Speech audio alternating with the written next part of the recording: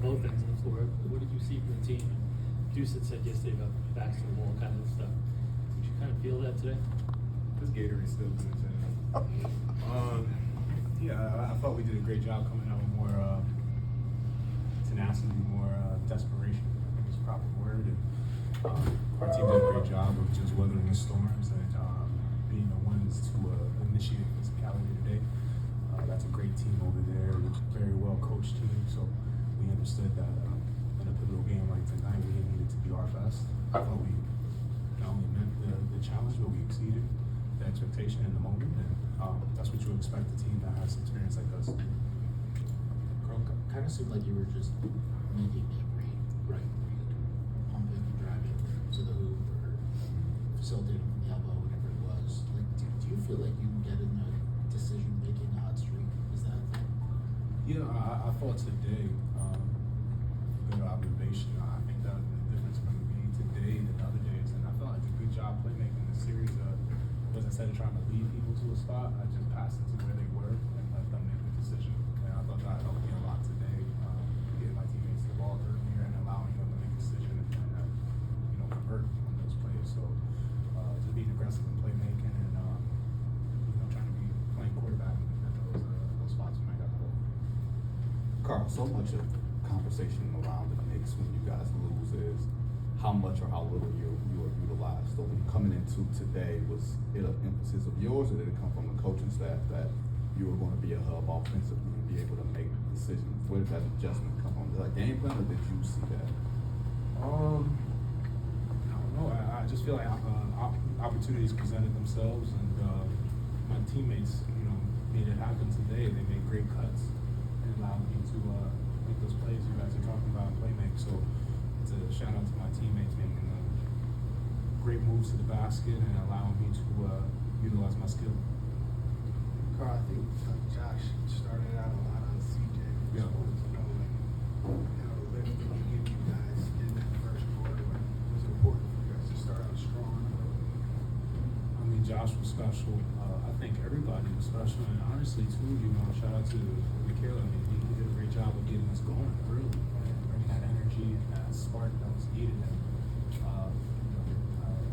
who knows where our team would be tonight if it wasn't for him bringing that kind of spark early in the game. It got us going, it got us understanding the tenacity we need to play with, and kind of rode that momentum throughout the rest of the game. You talked about that tenacity and We don't got another Gatorade card? I'll give it 5. Karl, you talked about that tenacity and sense of desperation you guys played with. How do you bottle that up and continue it, now that you're no longer behind in the series? I mean, experience teaches you a lot. Just because we won one game, playoffs is always, you win a game, you're the best team in the world, highs to highs. When you lose, you're the low, the worst team ever. So just staying on the wave, being in that middle ground, and just consistently trying to find ways to get better and improve as the series goes along. Next game is going to be the most important game, the most desperation we need to present to the fans and to ourselves. And it's going to be important for us to protect home court, especially with our fans in our home.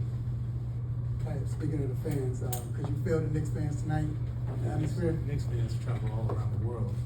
It's even more special. I already knew how special the Knicks fans were from last year, but to be going to Abu Dhabi in preseason and see the stadium back with Knicks fans is crazy. So they travel around the world. They bring us so much love and energy and just passion that you just feel that kind of passion in the building, and it helps us feel like every game we play, no matter if it's away or in Abu Dhabi, around the world, it's a home game. One question for each of y'all, starting with OG. Just first, what did you like about the team's response after those two tough losses that you guys came off? Just our intensity. We came out with physical from the start. We got stops, and then ran on offense, moved the ball, guys were hitting shots, and it's just the energy was really infectious. No. And then Kat, just with all the assists, I'm wondering what's the feeling for you when you're able to find somebody with one of those passes and they're able to convert, and then you start to look up and you see the assist count going 1, 2, 4, 6, 10. I mean, I don't know about for that, but just to see my teammates being special and to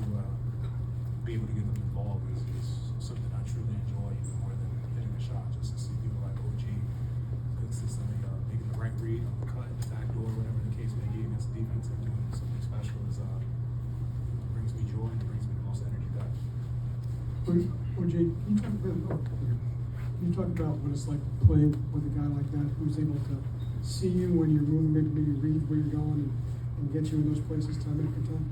I mean, he's a special talent, you know, he can do it all. And I know if I get open, he'll find me. No matter how tight the window is, he'll be able to find me. And, you know, it's amazing playing with a player like him. Cat, as you guys head back to New York for Game 5, every game, of course, has presented a new challenge. What do you think will be some keys to Game 5 to coming out with a victory? I think we got to exceed the desperation and intensity we have today. You know, it's going to be very important for us to execute even at a higher level.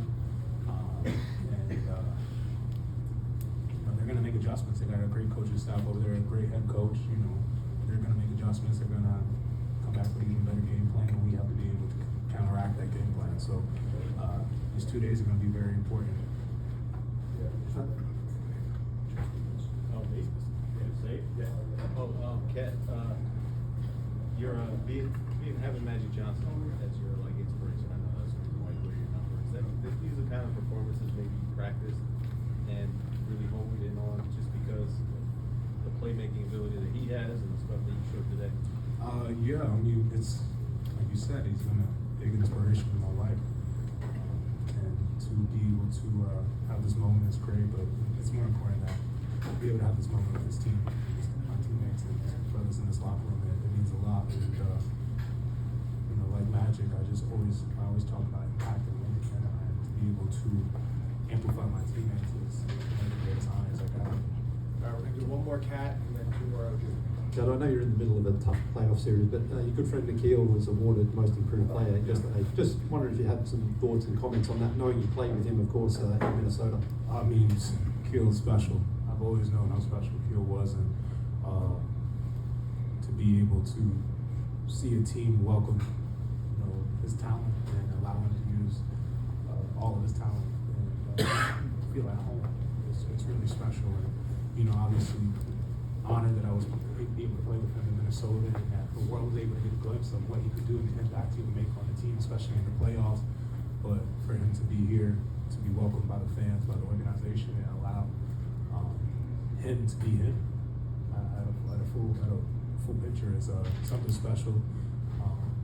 He's an amazing player, even better person, an amazing family. He's an amazing father. I've been able to see that firsthand. It's one of the biggest honors I've ever had in my life. So shout out to him. He deserves that award, and he's worked his whole entire life to prove to the fans of the NBA and to not only that, to himself, that he is truly the player he thinks he is. And I've always told him, and I've always known that the player that he thinks he is exactly who he is, but even more. And I'm so happy that that award shows all the work that he's put in and all the trials and tribulations he's went through to get to this point was worth it. All right, thanks, Cat. And OG, we all see your shooting. Obviously, you're shooting at a very high level, but I'm just curious. The rebounding numbers have been very high this series. Is that a concerted effort by you to do more there, or is it just happenstance? I mean, it's a good team effort for sure. We want to control the boards, and then just depending on who I'm guarding. When I'm on the perimeter, sometimes it's harder to get rebounds. But I'm making an emphasis on coming in, crashing the boards, team finish possessions. But OG, just with you know your shooting the last couple of games, what have you liked about the looks that you're getting? Just shooting no matter if I'm tested, if I'm not contested. You know, I work very hard on my game, so I always think it's going in. Josh has been. Last one, guys. Josh has been especially aggressive and especially good on the point of attack in this series, whether it's CJ, whether it's Jalen Johnson. A lot of the time, you're like a low man in that situation. When he's that aggressive and that successful, being aggressive at the point of attack, how does that affect the way that you operate on the back end? It makes it easier because it gives me more time to rotate towards the rim, and then also make a read on if he's going to pick up his dribble, if the ball handler's going to pick up his dribble, or if he's going to the rim like full speed because Josh is pressuring him. So it just makes it easier what to do. And you know, like you said, he's doing an amazing job being physical, getting into the ball, speeding guys up, and that's what he does. All right, guys. Thank you. All right.